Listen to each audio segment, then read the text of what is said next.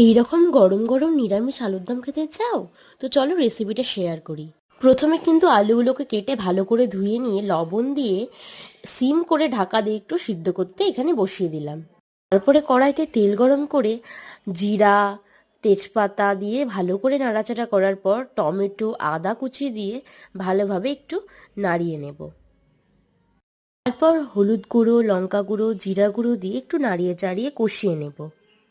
পরে দিয়ে দেবো আলু। আলু দিয়ে একটু কষিয়ে নিয়ে নাড়াচাড়া করে একটু ঢাকা দিয়ে কিছুক্ষণ রেখে তারপরে উপর দিয়ে ধনেপাতা ছড়িয়ে একটু নাড়াচাড়া করলেই হয়ে যাবে আমাদের আলুর দম। তোমরা চাইলে কিন্তু অবশ্যই ঘি, গরম মশলা দিতেই পারো। ব্যাস তৈরি হয়ে গেল আমাদের কষা কষা নিরামিষ আলুর দম। এইরকম আরও মিনি ব্লগ দেখতে চ্যানেলকে করো সাবস্ক্রাইব, আর ফেসবুক থেকে দেখে থাকলে পেজকে করো ফলো।